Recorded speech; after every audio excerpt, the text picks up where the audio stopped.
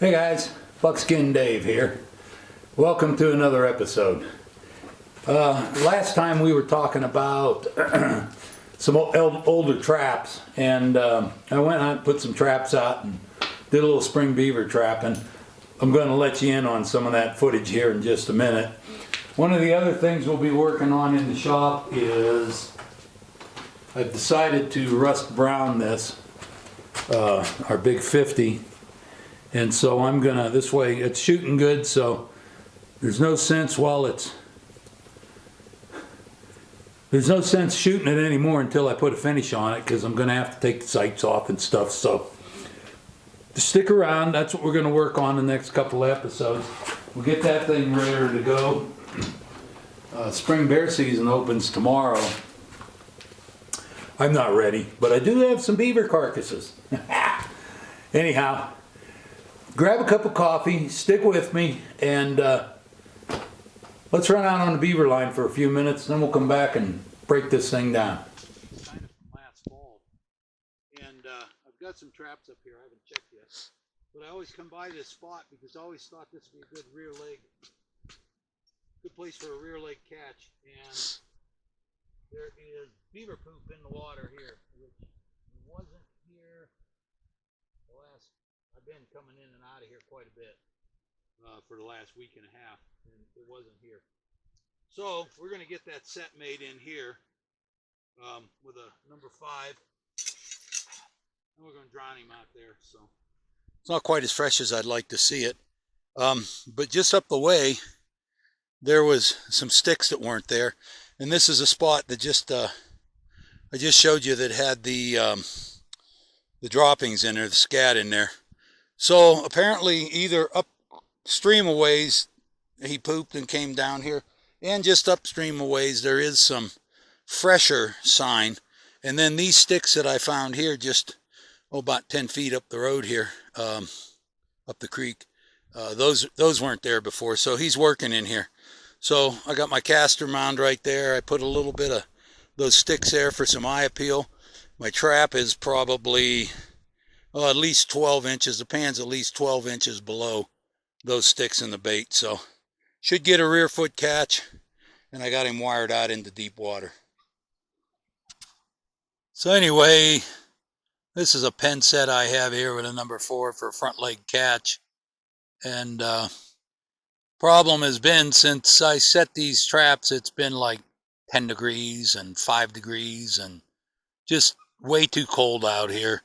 And it's icing over the trap, and the only reason I'm leaving this one in here is it might warm up enough, and I have another trap down the way here a little ways that is in a canal. So there's one of the challenges of spring trapping. You know, we had all this beautiful weather. It's April, 11th or so, and we had all this beautiful weather, and the minute I start putting traps in, from the looks of that I'll bet that ice is 1.5 inches, 2 inches deep. So anyway, I had a conibear set where these beaver were going over the dam, and we did score one. So let me get them out of there, and I'll give you a good shot of them.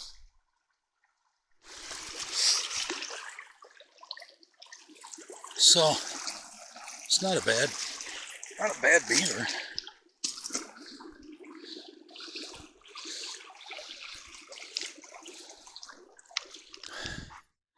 Well, there's one more. That was a long 100 yards I had to drag this guy.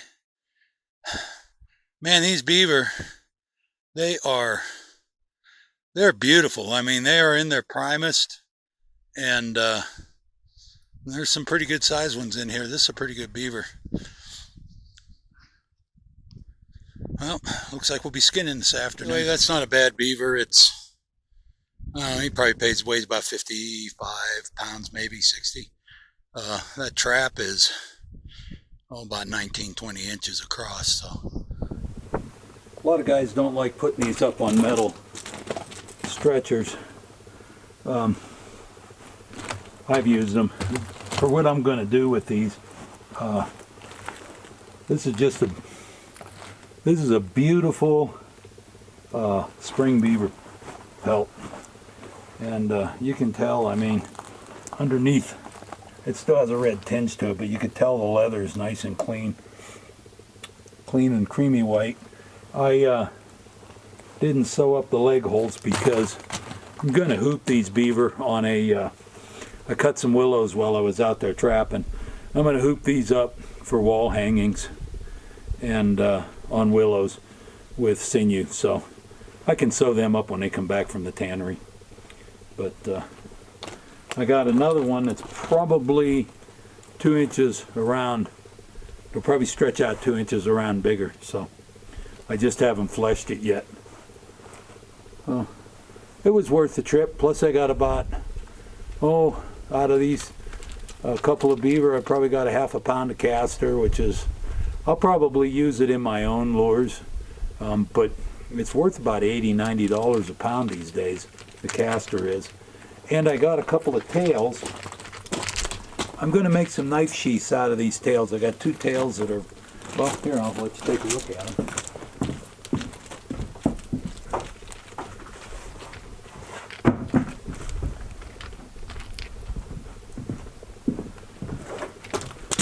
Well, I don't have enough time to work with them today, but I'm going to skin these out, and should be able to get 2 knife sheaths out of each one. We'll see how it turns out. It's another thing I've never done before, so we're going to do it together. Not so bad. Those beaver, I'll tell you, this time of the year, like I say, there's only a couple days left. Tomorrow's the end of the season. But this was a place where there was a little bit of a problem with the rancher, and he's a friend of mine, so I went in there and took a few out. And I didn't take them all. He likes them to hold the water back, but when they start going out into his ditches, that's not making it. So it was kind of a win-win deal. I hope you enjoyed that. I'm going to go ahead and start polishing this and get the deal going, get the furnace going, and we'll put it in the furnace and get it hot, and we'll throw some of that rust brown on it, and we'll put it back together and do some shooting. So stand by. So some of these marks, I got to take credit for some of them myself. But there's one machining mark right here where the machine gouged in just a little more than I am willing to let slide. We're going to work that off with this file, and we'll sand it down with some sandpaper. All right, it's right on the side of the barrel, so.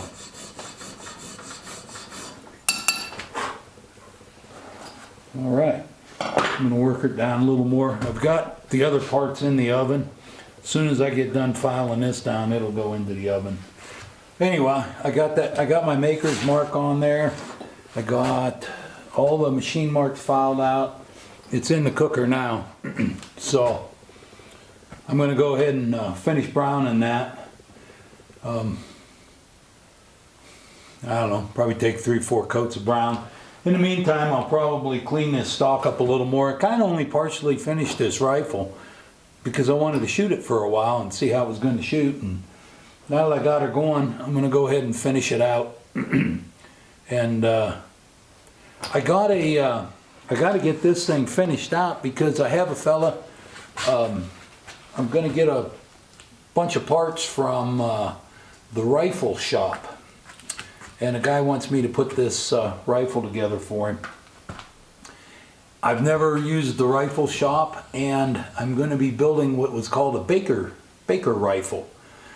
All I know about it as of now, because I'm going to do some research to see how they were built and everything, is it's a British military rifle, 62 caliber, I believe, with a rifled bore and flintlock. It's about an 1800s period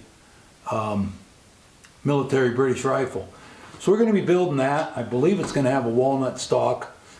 I've never built one, so I got to do some research so I can build it to period as best I can. And I want to get some of these other projects out of the shop so I can get right to it. I've probably got about another, I don't know, 4 or 5 weeks before the parts get here. And from what I understand, it's going to be a fun rifle to build. All the parts are just cast, so we're going to get to shape them and finish them and all that type of stuff. So it's going to be kind of fun. You guys be welcome to join me and drink all kinds of coffee with it.